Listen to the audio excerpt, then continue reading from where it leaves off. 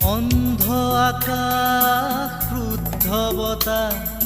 ত্ৰস্ত ৰাতিৰ স্তব্ধ জোনাক